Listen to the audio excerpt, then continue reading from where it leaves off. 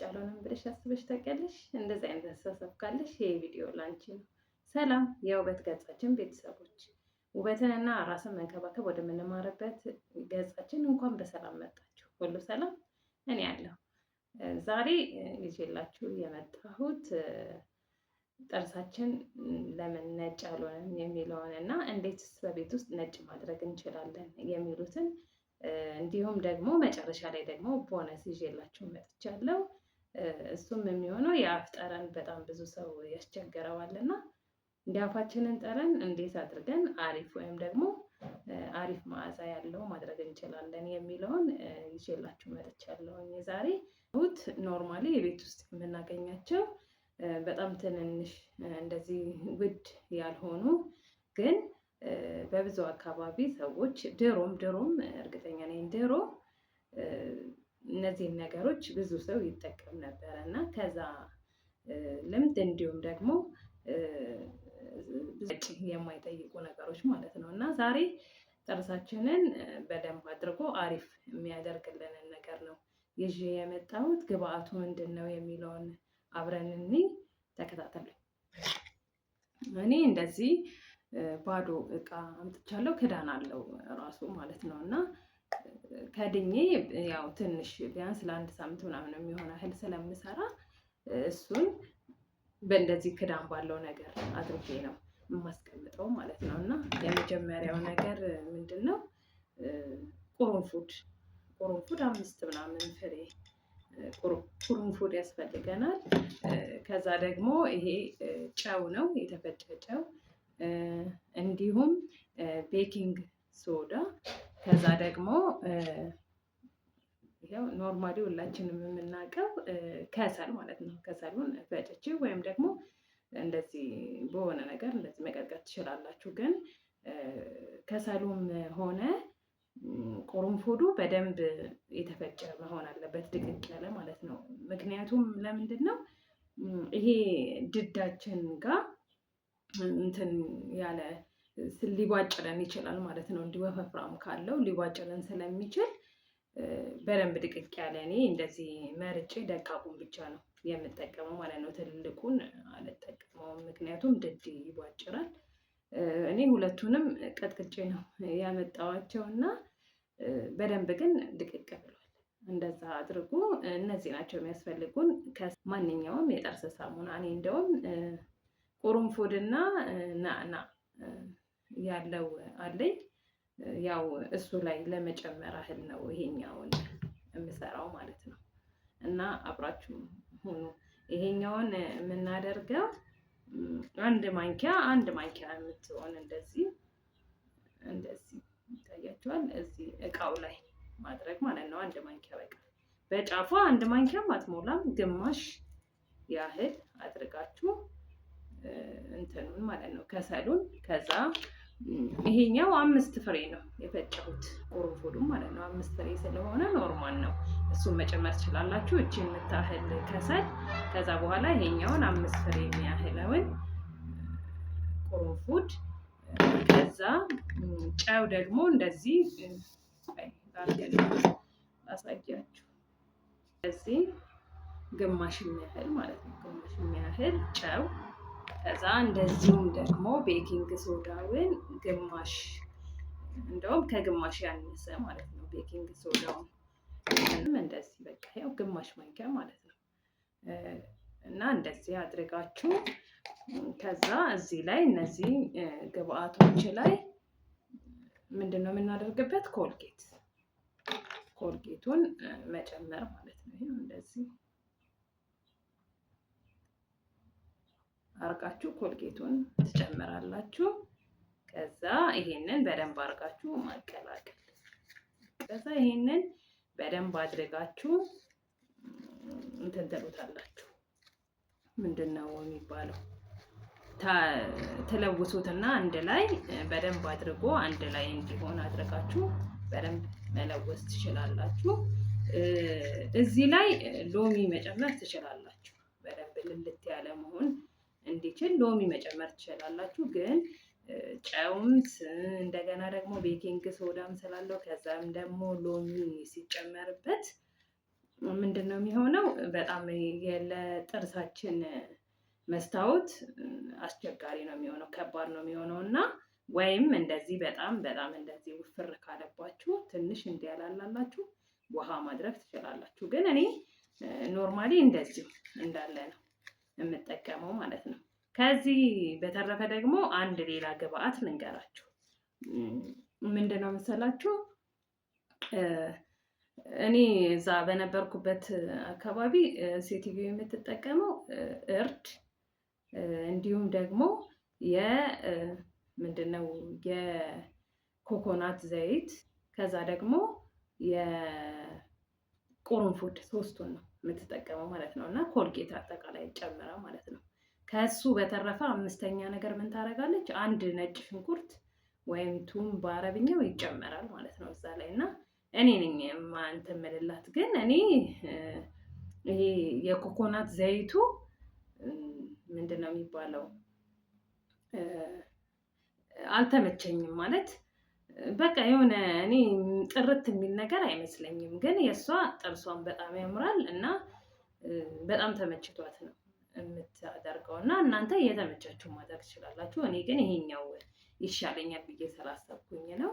እርድ እንዲሁም ደግሞ አንድ ፍሬ ነጭ ሽንኩርት፣ ኮኮናት ዘይት እና ቁርንፉድ እንዲሁም ደግሞ ማንኛውንም ኮልጌት አድርጋችሁ እሱንም መጠቀም ትችላላችሁ አማራጭ። እሱም ጥርስ በጣም ነው የሚያነጻው። ነጭ ሽንኩርት በነገራችን ላይ በጣም ነው ጥርስ የሚያነጻው እና እኔ እንደውም ብዙ ጊዜ ምንድን ነበረ ጥያቄ የነበረው እንትን አይልም ወይ አፍ አያሸትም ወይ? ነጭ ሽንኩርት በተፈጥሮ በጣም ሲበላ ራሱ አፍ ያሸታል፣ ግን በጭራሽ ሴትዮዋ አፏ አይሸትም ነበር እና እኔ እሱ ስጋት አሁንም ስላለኝ መጠቀም እሱን እንትን አልልም። ግን ከሁለቱ እኔ ከሰራሁት ከዚህኛው እና ከዛኛው አማራጭ አድርጋችሁ እናንተ የትኛው ይሻለኛል የሚለውን ማድረግ ትችላላችሁ። በነገራችን ላይ አንድ ነገር ልንገራችሁ። እኔ ትንሽ ጥርሴን ታምሜ ወደ ሆስፒታል ሄጄ ነበር እና ዶክተሩ ምንድን ነው ያለኝ፣ በብዛት ወደዚህ የሚመጡ ታማሚዎች እናቶች ቤት ውስጥ የሚውሉ ሰዎች ናቸው ምናምን ነገር ብሎኛል። እና ቤት ውስጥ ስንውል በብዛት ይመስለኛል ጥርስ ምናምን የመፋቅ እንትኑ ብዙም የለም መሰለኝ እና ከዛ አንጻር ይመስለኛል ለጥርስ መታመም ብዙ ጊዜ የምንጋለጠው እኛ እናቶች ቤት ውስጥ የምንውል ሰዎች ማለት ነው። እና ምንድን ነው ማለት የፈለግኩት በደንብ ራሳችንን ብንንከባከበው፣ ጥርሳችንንም ሰውነታችንን ብዙ ነገር ብንንከባከበው እኛ ለልጆቻችንም ለቤታችንም በጣም አስፈላጊ ነን እና የጤና እክል በጣም ሲገጥመን ቤታችንም ያ የጤና እክል ቤታችንም ላይ ኢፌክት ስለሚያደርግ ራሳችንን ብንንከባከብ ባይነኝ እና ወደ መጨረሻ ቦነስ አለኝ ብያቸዋለሁ። ቪዲዮውን አረዘምኩባችሁ መሰለኝ። ይሄንን እንደዚህ አድርገን በቃ እንደዚህ አንስተን ይሄው ይሄንን ያህል ምናምን በቃ በቂ ነው። እንደዚህ አድርጋችሁ መቦረሽ ማለት ነው። ይሄንን የምታደርጉት ምንድን ነው ቢያንስ ራሱ በሳምንት ሳምንቱን ሙሉ መሆን የለበትም። ምክንያቱም ቤኪንግ ሶዳ ስላለው ትንሽ ጥርሳችንን ሊጎዳን ስለሚችል ይሄኛውን አንድ ቀን ከዛ ሁለተኛው ቀን ደግሞ ኖርማል ኮልጌት፣ ሶስተኛው ቀን ይሄንን እያደረጋችሁ ነው መሆን ያለበት ማለት ነው። እና በሳምንት ወይም 3 ቀን ወይም 4 ቀን ይሆናል ማለት ነው። እና እንደሱ አድርጋችሁ ብትጠቀሙ በጣም አሪፍ ነው። ቁርንፉድ በጣም ለአፍ ጠረን ያለው አስተዋጽኦ በጣም አሪፍ ነው። ባክቴሪያዎቹንም ይገልልናል። ጨው ባክቴሪያ ለመግደል ይሆናል። እንደገና ደግሞ ቤኪንግ ሶዳው ደግሞ ነገሮችን ነጭ የማድረግ ቆሻሻ የማንሳት አስተዋጽኦ በጣም ትልቅ ስለሆነ ግብአቶቹ እነዛ ናቸው እና ሞክሩት። ከዛ በኋላ እኔም ደግሞ ጥርሴን ፍቄበት እንግዲህ መጥቼ ያለውን ውጤት አብረን እናያለን ማለት ነው። በዛውም ቦነሱን እነግራችኋለሁ። ያው ሰው ፊት ጥርስ አይፋቅም ብዬ ነው። ይሄው እንግዲህ ፍቀን ጨርሰን መተናል እና በቃ ግን እውነት እንትኑ ራሱ በጣም ደስ ይላል ማለት ጨው ምናምን ነገር ስላለው ከኖርማል ኮልጌት እንትኑ ለየት ያለ ነው እና አሪፍ ነው። እኔ ተመችቶኛል። እናንተም ሞክሩት። ያለው ሪዛልቱ እንግዲህ እንደዚህ ነው። እውነት እንደዚህ ስትሉ ራሱ የሆነ መስታወቱ የጥርሳችሁ ጥርት ማለቱን ያስታውቃልና በጣም አሪፍ ነው ለማለት ነው።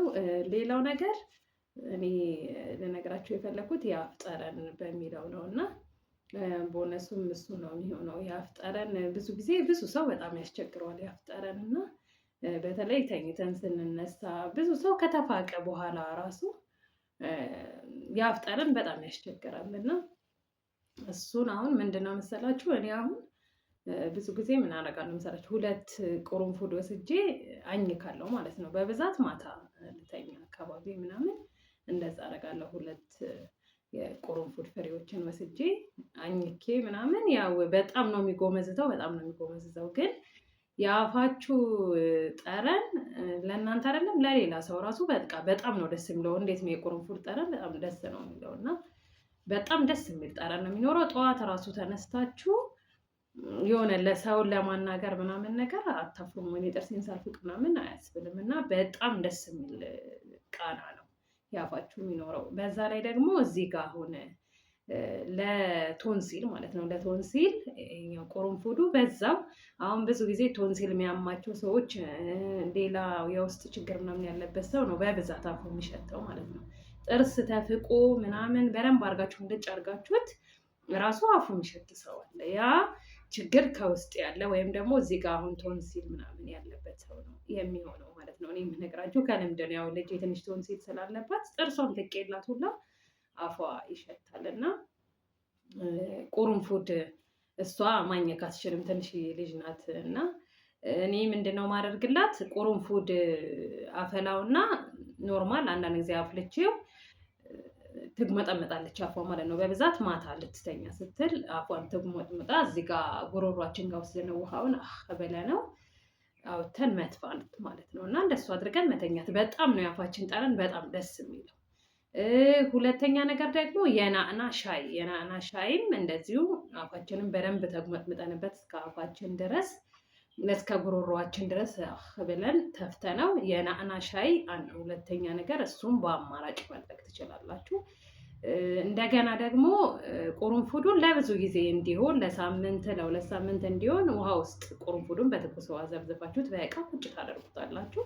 ከዛ በኋላ ማታ ልትተኙ ስትሉ በሲኒ ቀዳችሁ አፋችሁን እስከ ጉሮሮአችሁ ድረስ እያላችሁ መጥፋት ማለት ነው እና ያ በጣም በጣም አሪፍ ነው የሚሆነው ማለት ነው። በጣም አሪፍ ነው የሚሆነው እና እኔ በጣም ተመችቶኛል። ልጆቻችሁም ራሱ እንደዚህ የቶንሲል ችግር ምናምን ያለባችሁ ሰዎች የቁርንፉዱን ውሃ ለብ ባለ ውሃ አድርጋችሁ ያው ለብ ባለ በጨው አጉመጥምጡ ስለሚባል ለብ ባለ ውሃ ቁርንፉዱን መጀመሪያ ትንሽ ታንተከትኩትና እሱን እያላችሁ ይጉመጠመጡበት ማለት ነው እና እኔ ለራሴም ሆነ ለልጄ ለአፋችን ጠረን መስተካከል ያገኘሁት መፍትሄ ይሄ ነው። እናንተንም ቢጠቅማችሁ ብዬ ነው ወደ እናንተ ይዤ የመጣሁት። ቪዲዮውን ከወደዳችሁት ላይክ አድርጉ፣ እንዲሁም ሰብስክራይብ አድርጉና አበረታቱኝ። ያላችሁን አስተያየት ማንኛውም አስተያየት ኮሜንት ላይ ማድረግ ትችላላችሁ። በዚህ እኔ በማመጣው ነገር ያላችሁን ማንኛውም አስተያየት ኮሜንት ላይ ጻፉልኝ። ትጠቀሙበታላችሁ ብዬ አስባለሁ። ሞክሩት በየቤታችሁ፣ ቀላል ነገር ስለሆነ በየቤታችሁ ሞክሩት።